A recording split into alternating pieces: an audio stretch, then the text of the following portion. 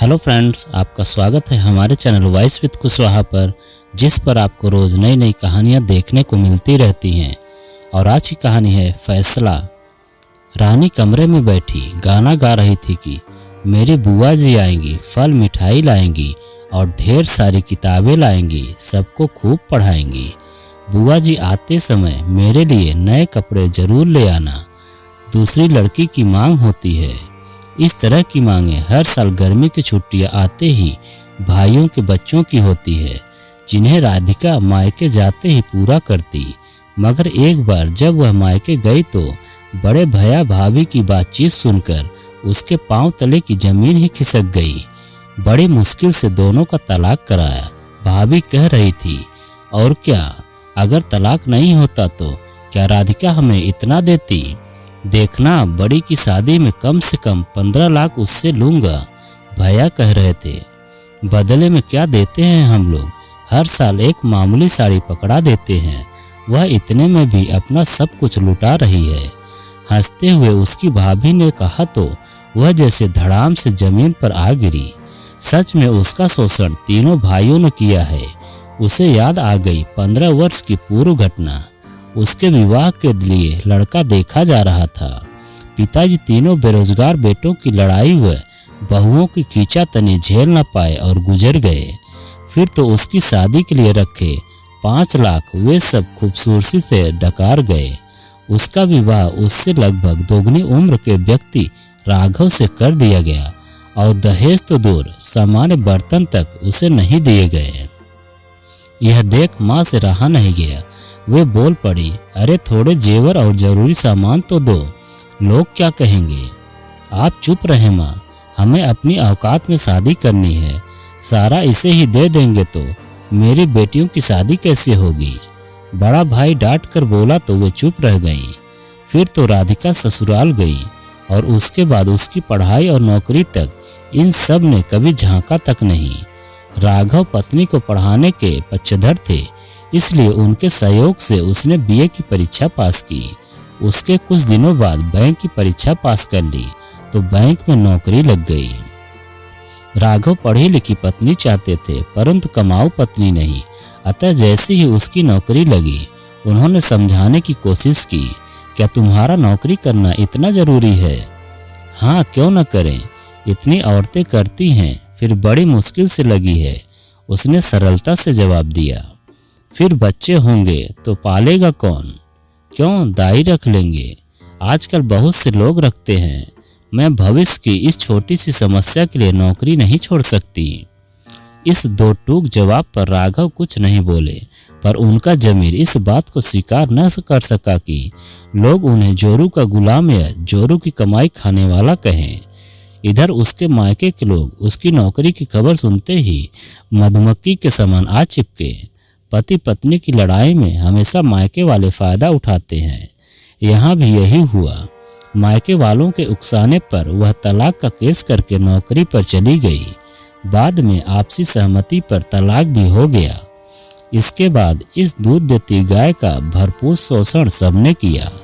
कभी बड़े भैया की लड़की का फॉर्म भरना है तो कभी किसी की बीमारी में इलाज का खर्च, तो कभी कुछ और। ऐसा करके हर साल वे सबसे अच्छी खासी रकम झटक लेते थे। उस वक्त राधिका का वेतन 50,000 रुपये था। उसमें से सिर्फ 15,000 किराए के मकान में रहने, खाने पीने वगैरह में जाते थे।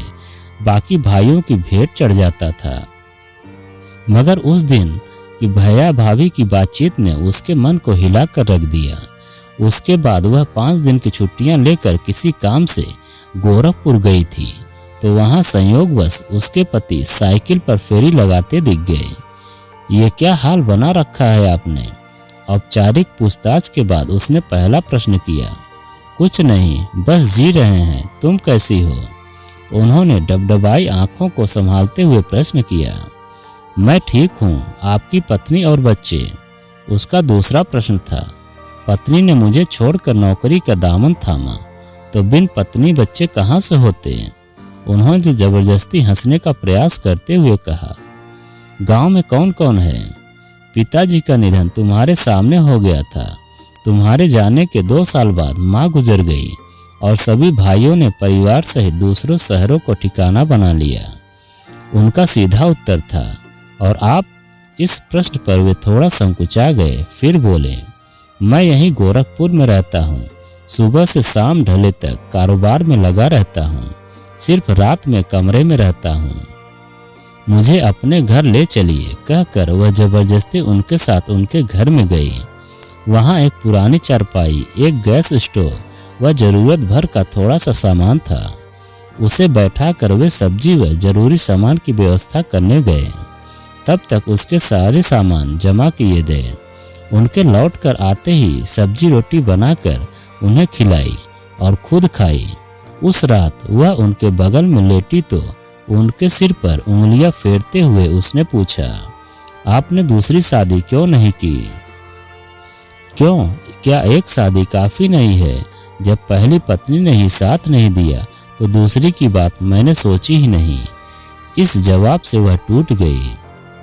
आंसुओं ने नफरत के बांध तो तोड़ दिया। अगले दिन चलते समय उसने कहा, आप मेरे साथ चल कर वहीं रहिए। ऐसा न जाने किस जोश में आकर वह बोल उठी थी, पर राघव ने बात को संभाला। यह ठीक नहीं होगा, हम दोनों तलाकशुदा हैं। वैसी दशा में मैं तुम्हारे साथ रहना ठीक नहीं। मैं गाजीपुर में रहती हूँ, आप महीने में एक बार यहाँ आ सकते हैं। उसने पूछा, मिलने में कोई बुराई नहीं है। राघव ने फिर बात को संभाला।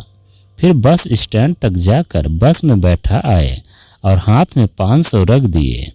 प्यार की भूखी राधिका इस व्यवहार से गदगद हो गई। दूसरी ओर अपने सगे भैया भाभी की कही बात उसे तोड़ रही थी। सच कड़वा होता है, मगर यह इतना कड़वा था कि इसे झेल पाना मुश्किल हो रहा था।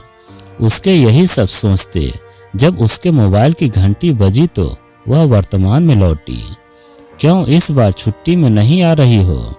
उसके बड़े भैया का स्वर था। नहीं, इस बार आना नहीं हो सकता, उसने विनम्रता से जवाब दिया। क्यों, क्या हो गया? कुछ नहीं भैया, बस जरूरी काम निपटाने हैं। इस जवाब पर फोन कट गया। इसके बाद वह कई महीने मायके तो नहीं गई, पर हर माह गोरखपुर हो आती थी। राघव उसे प्यार से घर लाते, उसका पूरा ध्यान रखते और भरपूर सुख देते। उनके साथ रात गुजारने में उसे असीम सुख मिलता। वह इस प्यार से गदगद रहती। उसके जाते वक्त हर बार राघव 300-400 या साड़ी हाथ में अवश्य रखते, फिर प्रेम से बस में चढ़ा आते।